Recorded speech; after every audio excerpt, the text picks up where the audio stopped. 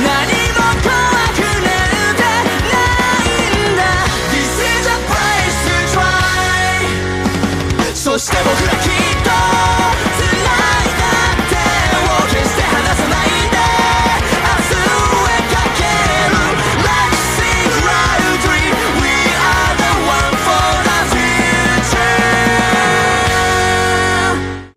Yo, you guys, this is Blacklist to the Abyss, and you're watching my review for Naruto chapter 684. Alright, in this chapter, a decent amount happened. Alright, so first we hear from Sakura that we get the confirmation that Obito is gonna die. It's just a matter of when. Since Kishi didn't state when, that means he could just have Obito stay around as long as he wants to until he's not needed anymore, then he'll just die.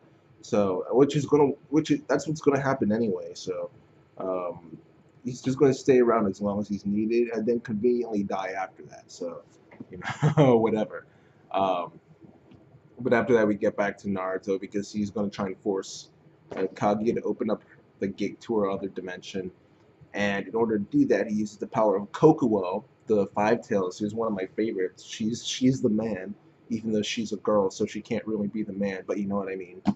Kokuo gives him unlimited physical strength, which he uses to knock that ice off him and kind of just go after Kaguya. With the help of Kurama, he uses multi-shadow clone jutsu, or just regular shadow clone jutsu, doesn't really matter. And he, he attacks Kaguya using Uzumaki Naruto dimension-filling combo. Alright, and doing that, he forces her to go to the core dimension. Alright, he forces her to go to the core dimension, which is the dimension that connects to the other 5 dimensions. So we have a limit on the dimensions that she can go to now. Alright. And with that, with her going into the other dimension, Naruto follows her, along with Obito and Sakura. They go in as well because Obito linked his Mangekyo Sharingan. Yeah, we learned this last week. Now, Naruto's clones didn't make it through, so it's just Obito and Sakura there and the real Naruto. And Kaguya and Black Zetsu notice this, so they say, oh, okay, well, let's kill him. That'll get rid of the rest of the clones that are in the ice dimension. Alright, so they try to do... Oh, actually, first, Kaguya didn't want to kill Naruto. She wanted to just take his chakra because she wanted it. She needed it. But Kaguya... Listen, alright? I don't understand how Kishi thinks that we'll see Kaguya as a legitimate villain when her child is telling her what to do. And she just sits back there and says, okay, like she's being punished or something.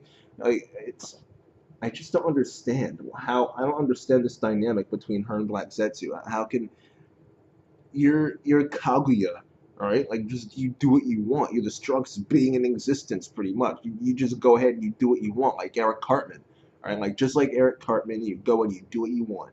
Alright, I don't understand why she's letting Black Zetsu tell her what to do. But for their plan, he gets her to listen to him and just try and kill Naruto. So she uses, what was it called, Sacred Ash Bones or something like that. It was actually pretty cool. She ends up hitting Naruto in the stomach, then he just kind of disintegrates, like falls apart. But the clones don't disappear, so that means Naruto isn't actually dead. So whether he did a substitution jutsu, which yeah, right. Kishi completely forgot that the substitution jutsu is even a thing. Alright, so I'm pretty sure, dude, what if Neji had used substitution jutsu? He'd still be alive right now, man. Dude, substitution jutsu would have saved these guys so many times by now. Well, whatever.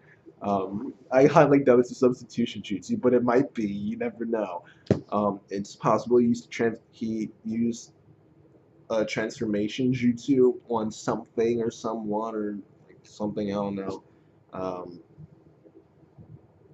Maybe that was him and he did fall apart, but because of the sage chakra and like the tail beast inside of him and stuff, he's able to heal and he's not actually dead.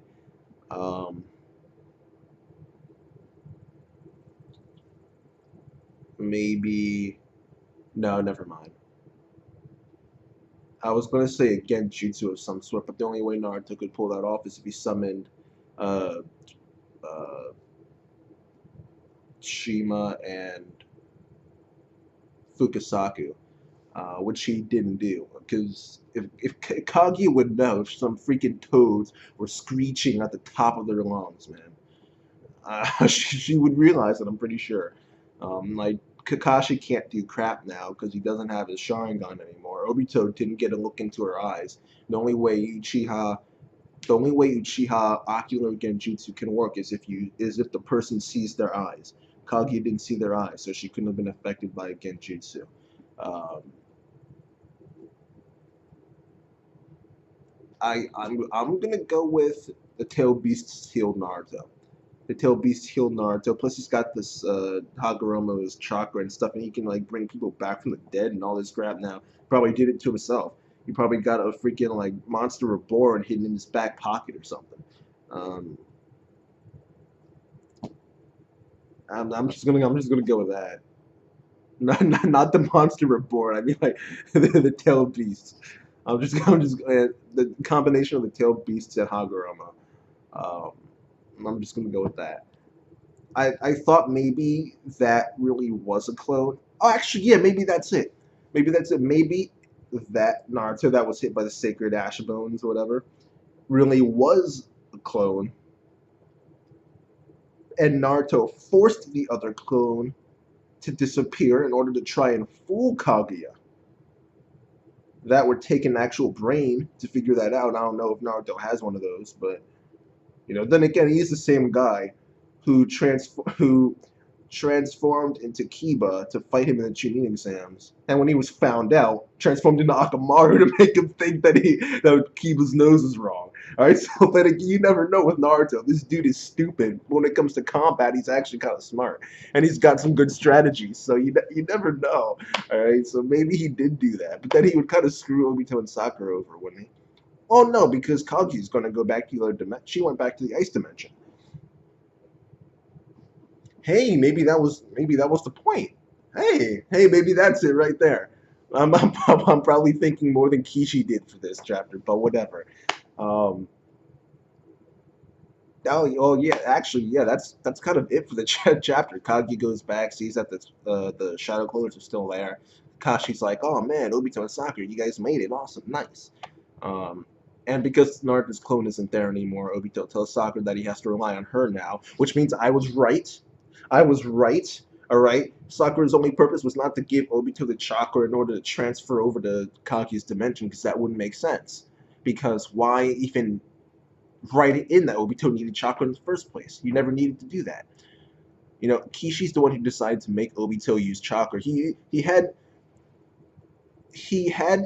Obito say that he needed extra chakra as a plot device so that he could get Sakura there, because Sakura has something else she needs to do, which is just what I said last week. She has some other purpose. There's a reason why she wasn't caught in Infinite Tsukuyomi like the others, because there's something that she has to do, something Kishi is going to have her do.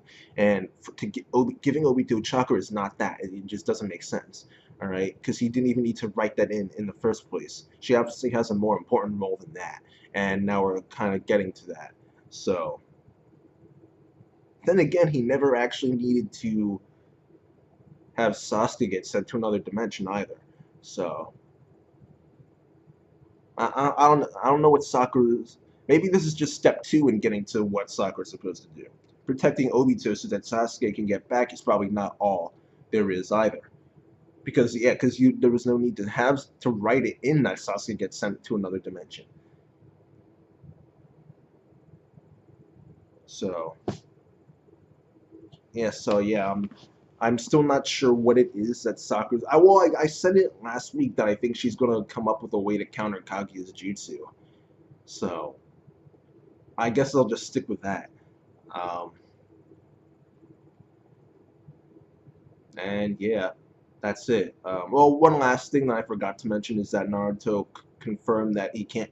The only thing he can do to beat Kaguya is to first distract her with a diversion and then use taijutsu. That's the only thing that'll work. So yeah, that's it. All right. So overall, I will give this chapter an 8 out of 10 because of really everything that I said.